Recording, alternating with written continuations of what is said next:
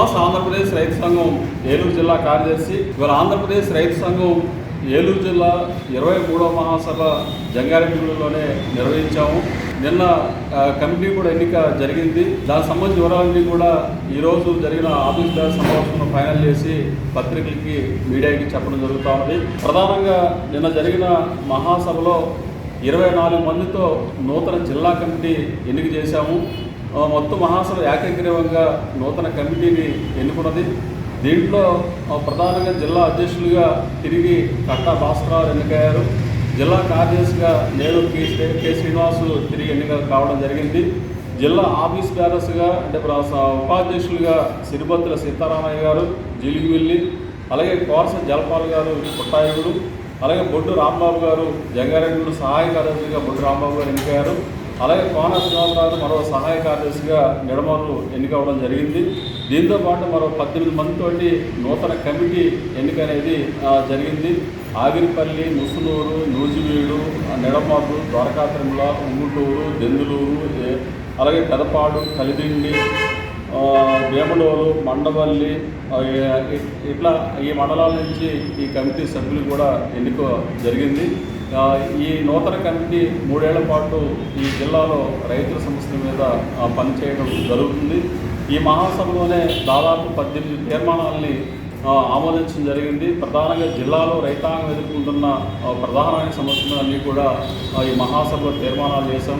ఈ తీర్మానాలు చేయడంతో పాటు ఈ సమస్యల మీద భవిష్యత్తులో పెద్ద ఎత్తున జిల్లా వ్యాప్తంగా అన్ని ప్రాంతాలు కూడా ఆందోళన, పోరాటాలు, ఉద్యమాలు చేయాలని చెప్పేసి కూడా మహాసభ పిలిపించింది. ప్రధానంగా ఇప్పుడు ధాన్యం వరి కోతలు ప్రారంభమైంది. ఈ వరి కోతలు ప్రారంభమైన ధాన్యం కొనుగోలు సమస్యలు ముందుకు వచ్చే అవకాశం ఉంది. అయితే ఇవాళ ధాన్యానికి ఇస్తున్న కేంద్ర ప్రభుత్వం ప్రకటించిన ధర రైతాంగానికి ఏమాత్రం కూడా సరిపోదు. కేరళ తరహాలో ధాన్యానికి మద్దతు ధర కల్పించాలని, కనీసం రాష్ట్ర ప్రభుత్వం 500 రూపాయల బోనస్ ప్రకటించాలని చెప్పేసి ఈ మహాసభ డిమాండ్ చేసింది. అట్లాగే ఇవాళ వర్జీనియా పొగాకు, లో గ్రేడ్ పొగాకు కొనుగోలు చేయడం లేదు, కనీసమైన ధర కూడా రావడం లేదు. కాబట్టి లో గ్రేడ్ వర్జీనియా పొగాకు కనీస ధర కల్పించి రైతులు వద్ద ఉన్న పొగాకు పూర్తిగా కొనుగోలు చేయాలని చెప్పేసి మహాసభ కోరింది. దీంతో పాటు ఆయిల్ ఫామ్ రైతుల సమస్యలు తీవ్రంగా ఉన్నాయి. ప్రధానంగా మద్దతు ధర మేరకు బాగున్నా ఇవాళ ఆయిల్ ఫామ్ గెలలు ఎరివేత కానీ ఇతర సమస్యలు కూడా వస్తూ ఉన్నాయి. ఆయిల్ ఫామ్ రైతుల యొక్క సమస్యల్ని పరిష్కరించాలని, పెదవేగి ఆయిల్ ఫ్యాక్టరీ కర్మాగారం ప్రైవేటీకరణ ఆపాలని చెప్పేసి కూడా మహాసభ డిమాండ్ చేసింది. ప్రధానంగా కోకో రైతులు తీవ్రంగా నష్టపోతూ ఉన్నారు. అంతర్జాతీయ మార్కెట్ ధరని అనుసంధానిస్తూ ఫార్ములా రూపొందించి ధర ప్రకటించాలని చెప్పేసి, అంతేకాకుండా రాష్ట్ర కోకో బోర్డుని ఏర్పాటు చేయాలని చెప్పేసి మహాసభ కోరింది. దీంతో పాటు ఆక్వా రైతులు వాళ్ళు నష్టాలు ఉన్నారు. ట్రంప్ సుంకాల నుండి ఆక్వా రైతులను కాపాడాలని చెప్పేసి మహాసభ కోరింది. అంతేకాకుండా గ్రీన్ఫీల్డ్ హైవే భూ నిర్వాసిత రైతులు నష్టపోయారు. అయితే గ్రీన్ఫీల్డ్ హైవేకి సర్వీస్ రోడ్డు నిర్మాణం చేయాలని చెప్పేసి మహాసభ డిమాండ్ చేసింది. అలాగే పత్తి కొనుగోలుకి సీసీఐ కొనుగోలు కేంద్రం ఏర్పాటు చేయాలని ఈ మహాసభ డిమాండ్ చేసింది.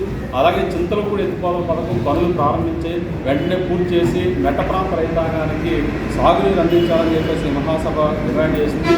అలాగే కృష్ణా, గోదావరి డెల్టాల ఆధునీకరణ పనులు చేపట్టాలని చెప్పేసి కూడా కోరింది. పెండింగ్ ప్రాజెక్ట్ పనులు పూర్తి చేయాలని చెప్పేసి కోరింది. అలాగే పోలవరం ప్రాజెక్టు నిర్వాసితుల యొక్క సమస్యలు పరిష్కరించాలని చెప్పేసి కోరింది. దీంతో పాటు జీలిగివెల్లి మండలం అక్పారిగూడెంలో ఏర్పాటు చేస్తున్న నావీ ఆయుధ డిపోకి బలవంత భూసేకరణ చేయబడ్డని చెప్పేసి మహాసభ డిమాండ్ చేసింది. ఇక అనేక తీర్మానాలు చేశాం. ఈ తీర్మానాలంటే భవిష్యత్తులో ఆందోళన, పోరాట కార్యక్రమాలు చేయాలని చెప్పేసి ఈరోజు జరిగిన ఆఫీస్ బేర్ సమావేశాన్ని కె శ్రీనివాస్, ఆంధ్రప్రదేశ్ రైతు సంఘం ఏలూరు జిల్లా కార్యదర్శి. ఇవాళ ఆంధ్రప్రదేశ్ రైతు సంఘం ఏలూరు జిల్లా 23వ మహాసభ జంగారెడ్డిగూడెంలోనే నిర్వహించాము. నిన్న కమిటీ కూడా ఎన్నిక జరిగింది. దానికి సంబంధించిన వివరాలన్నీ కూడా ఈరోజు జరిగిన ఆఫీస్ బేర్ సమావేశంలో ఫైనల్ చేసి పత్రికలకి, మీడియాకి చెప్పడం జరుగుతూ ఉంది.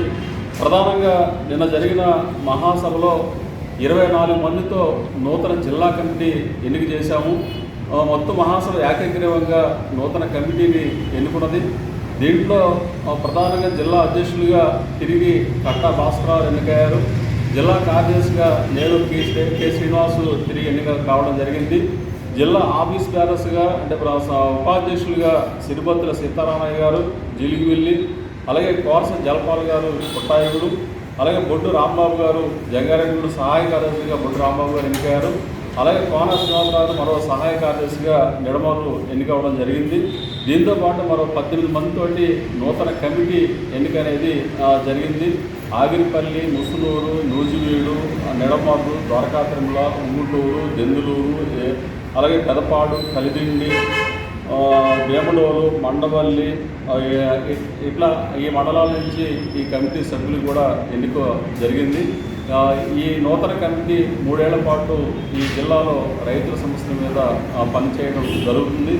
ఈ మహాసభలోనే దాదాపు 18 తీర్మానాలని ఆమోదించడం జరిగింది. ప్రధానంగా జిల్లాలో రైతాంగం ఎదుర్కొంటున్న ప్రధానమైన సమస్యలన్నీ కూడా ఈ మహాసభలో తీర్మానాలు చేశాం.